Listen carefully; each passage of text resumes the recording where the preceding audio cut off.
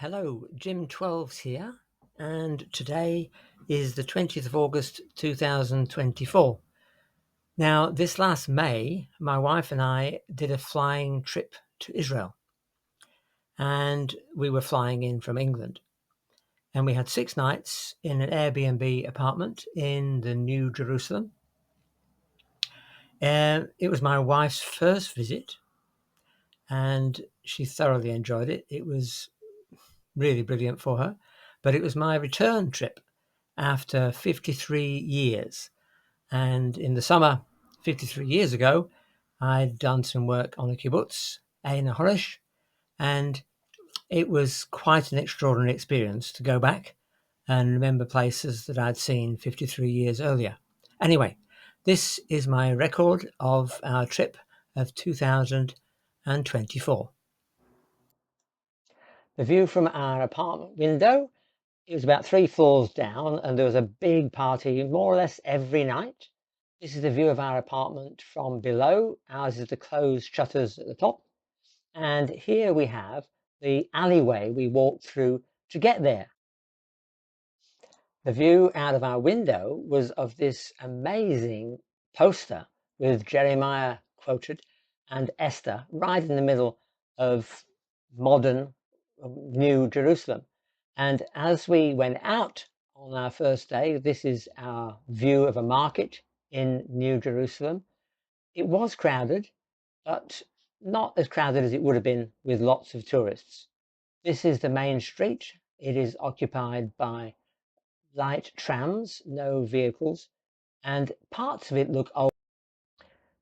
We're in Nazareth. This is Mary's church, commemorating her place of residence. And we're going to follow the life of Jesus from Nazareth all the way through to the Mount of Olives. This was a very ornate church and beautifully presented. From here, we went a very short distance and found ourselves in Cana of Galilee, where Jesus did his first miracle, turning water into wine at a wedding. And only a very short distance, maybe 10-minute drive from there, we ended up on the shores of the Sea of Galilee. And in the foreground, you can see the remains of Capernaum, made of volcanic rock, hence the color. I really love the view and the color of the Sea of Galilee. On the far side, you've got Golan Heights, and I can just imagine Peter and John fishing there. This is possibly the area where the Mount of Beatitudes is or was. And one of those mountains, you can imagine Jesus teaching his disciples. At the exit of the Sea of Galilee, you've got this River Jordan spot where Jesus potentially might have been baptized. And there are loads of people coming all the time, paying $10 for their gown and getting baptized in the River Jordan. This looks pretty healthy water, but near the Dead Sea, it's certainly not.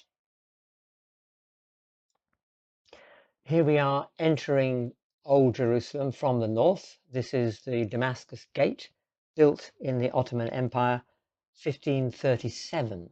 Quite incredible to think of its age. And as we entered into here, we go into the Muslim quarter of Old Jerusalem. And this is actually right through the other side of the old city, looking south, down across the Hinnom Valley. To the left, there may well have been what was called the City of David. And it is so crowded and yet so typical of the landscape around Jerusalem. Now, the next shot here goes slightly southeast, and you can see a Muslim Arab community on top of a hill surrounded by a wall built by the Jews to protect them from terrorist attacks. And here we go. This is still in the Muslim sector. This is the Pool of Bethesda, a beautiful garden set out in a cloister, and you get a sense of huge amount of peace. We had our lunch in this garden. It was an absolute blessing. There's an archaeological dig, as you can see, but it hasn't been worked on for a very long time. And beyond, in the middle of this shot, you'll see the next one, which is down into a deep hole, taking you right down to the level of where the pools of Bethesda would have been. Obviously, there's no water there now. Jesus was healing a paralytic here who'd been sitting there for 38 years trying to get healed. And here is a plaque from Mother Basilia Schlink. She has them all over the world, and particularly here in Jerusalem. We're in the southern part of the Muslim quarter of the old city, looking south onto the Dome of the Rock, built 690 AD. This whole area is administrated by the Muslims, and Jews and Christians can only go in to this area with restricted times. We got in, as you can see, there weren't many tourists around. This is looking east towards the Mount of Olives. The Muslims play soccer around here. They have it like a park, although there's no green grass here. They treat it as a park. And if you drop to the west of the Temple Mount, you've got the Wailing Wall, or otherwise called the Western Wall. This is the Jewish side, of course. This is the footings or the retaining wall of Solomon's temple. And you're looking at the boys or the men's side. The women are to the right. If you lift your eyes to the left, this is what you see. And you can see the Dome of the Rock in the middle there. And you can see a huge array of wires, protective walls and fences, and microphones and speakers and lights. It is quite an extraordinary sight. We're now going to walk to Garden of Gethsemane, which is over to the right of this picture, over the road and over that wall. This is, you can see, the Temple Mount on the left with the Golden Gate sealed up, and in the foreground of it, Muslim graves actually. And here we go into the Garden of Gethsemane. This bougainvillea was absolutely stunning. Don't forget, this is late May. We were really blessed, and we were about the only ones there.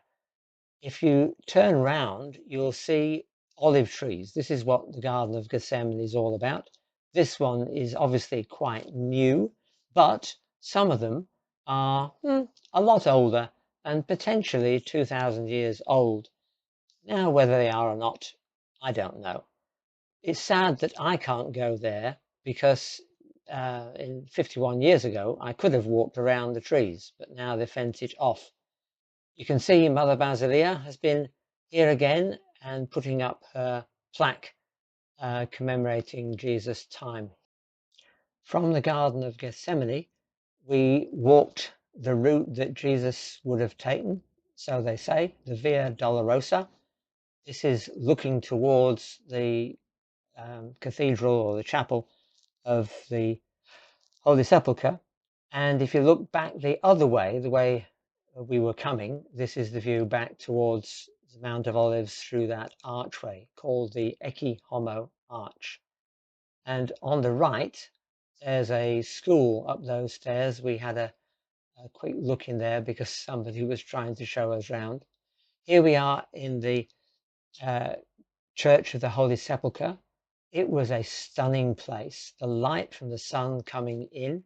This is the tomb, they say, marking the spot of where Jesus was buried. This is the Catholic version of Jesus' burial, death and burial. This is Mother Basilia again, and obviously she's talking about Golgotha from John's Gospel, chapter 19. We actually returned later in the day to the Church of the Holy Sepulchre, and there was a ceremony going on, and it was very, very moving to watch. Here we are to the north of the old city in the Muslim sector. This is the Protestant garden tomb, and in that cliff face you can see perhaps a skull. This is such a beautiful garden. We really were so blessed to be here. and it was so quiet and reflective. And to the left of that last shot, you can actually see the tomb where they say Jesus was laid, and from where he was resurrected. You can see the channel in the foreground in front of the entrance where the stone would have been rolled away. I can't imagine how any human could have moved the stone that big. I really can't. 40 days later, Jesus is on top of the Mount of Olives, ascending into heaven. On the slopes of the mountain, you can see Jewish graves. A bit closer shot there, plus housing right up to the foot of the mountain. On the slopes of the mountain, they're doing up these Jewish graves. They were desecrated somewhat. And I was so thrilled to see this plaque quoting Zechariah and referring to Jesus in Jerusalem. I think this is quite remarkable. I was so thrilled. So do have a read of this. After this, we took a day trip down towards Masada and the Dead Sea, passing Jericho, but here we are passing sea level. So the Dead Sea is the lowest spot on the face of the planet. It was a very dry day, as you can imagine. Here we are at Masada. This is the northern tip of Masada. In fact, it's Herod's winter palace. We're looking north with the Dead Sea on our right and Jordan over to the right of the Dead Sea.